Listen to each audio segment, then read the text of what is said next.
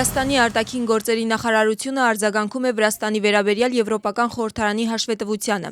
Արտաքին գերատեսչությունում հայտարարում են, որ հաշվետվությունը լիովին կտրված է իրականությունից եւ փաստերի նպատակային խեղաթյուրությամբ ու աբսուրդային մեղադրանքներով տարածում է ապատեղեկատվություն։ Նշվում է նաեւ, որ Եվրոպական միության ինստիտուտի կողմից նման անարդար վերաբերմունքը խաթարում է Վրաստանի եւ Եվրամիության միջև հարաբերությունները եւ վնասում է մեր ընդհանուր շահերին։ Հիշեցնենք, որ Եվրոպական խորհրդարանի արտաքին հարաբերությունների հանձնաժողովը Վրաստանի վերաբերյալ հաշվետվությունը ընդունել է 53 կողմ 14 դեմ ձայներով։ Հաշվետվությունը ներկայացրել է զեկուցող Ռասա Յուկնևիչիենեն։ Փաստաթղթում պահանջվում են նաև փոփոխություններ, որոնց համաձայն ցանկանում են պատժամիջոցների ցանկում ներառել հանրային հեռարձակողի ղեկավարությանը։ Համապատասխան փոփոխությունը արդեն գրանցել են Կամինսկին եւ Գոշևսկան։ Երկու եվրախորհրդարանականների առաջարկի համաձայն պատժամիջոցների ցանկում պետք է ընդգրկվի նաև Վրաստանի ազգային հաղորդակցությունների հանձնաժողովի ղեկավարությունը։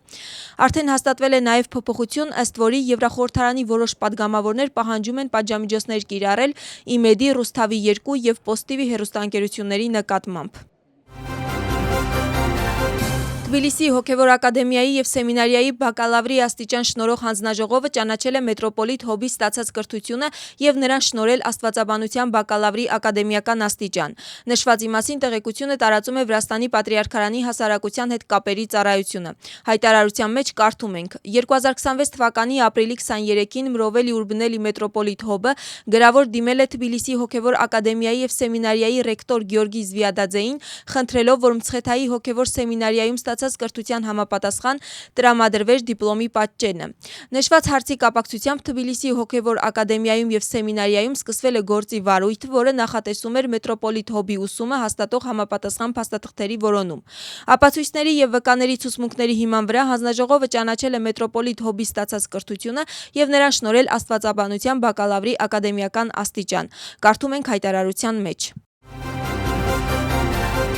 Վերջին շրջանում ադրբեջանական գազը մտել է Եվրամիության եւս երկու անդամ պետություններ՝ Գերմանիա եւ Ավստրիա։ Այս մասին հայտարարել է Իլհամ Ալիևը։ Ինչպես գրում են ադրբեջանական լրատվամիջոցները, Կայա Կալասը եւ Ալիևը զրույցի ընթացքում քննարկել են Ադրբեջանի եւ Հայաստանի միջև խաղաղության գործընթացը։ Նշվել է, որ այս երկու երկրների միջև արդեն հաստատվել են տնտեսական եւ առևտրային հարաբերություններ։ Այս համատեքստում նաեւ նշվել է, որ Բաքուն միակողմանիորեն վերացրել է սահմանափակումները Հայաստանի տարածքով տարանցիկ բեռների փոխադրման վրա։ Բացի այդ, Ադրբեջանի նախագահի մասնակցությունը Եվրոպական քաղաքական կապի 8-րդ գագաթնաժողովին տեսակոնֆերանսի միջոցով, որը մի քանի օր առաջ տեղի ունեցել Երևանում, գնահատվել է որպես պատմական իրադարձություն։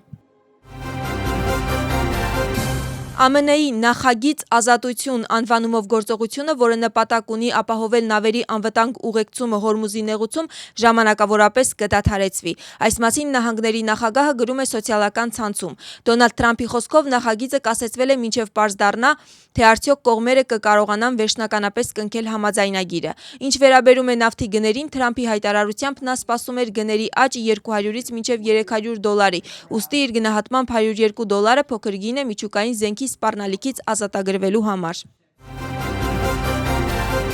Լագոդեխի մունիցիպալիտետի Քվեմոբոլքվի գյուղում 700 մետր երկարությամբ ճանապարհահատվածում իրականացվում է նոր ասֆալտապատում։ Կկառուցվեն նաև ջրահեռացման համակարգեր, մետաղական վանդակաճաղեր եւ մուտքեր դեպի տնամերձ հողամասեր։ Ճանապարհային անվտանգության բարելավման նպատակով նոր վերանորոգված ճանապարհահատվածը կգծանշվի։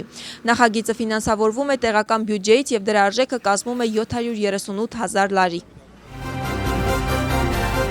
Իսկ Գարդաբանի եւ Սագարեջոյի մունիցիպալիտետներում իրականացվում է 90 միլիոն եվրո արժողությամբ խոշոր նախագիծ, որը նախատեսում է Վերին Սամգորիի ոռոգման համակարգի ամբողջական վերականգնում։ Նախագիծը ընդգրկում է գյուղատնտեսական հողատարածքներ եւ ապահովում է ոռոգման ենթակառուցվածքների թարմացում։ Վերին Սամգորիի ոռոգման համակարգի վերականգնման նախագծի նշանակությունն ու սպասվող արդյունքները ներկայացվել են Գարդաբանի մունիցիպալիտետում տեղական ինքնակառավարման ներկայացուցիչներին եւ բնակչությանը։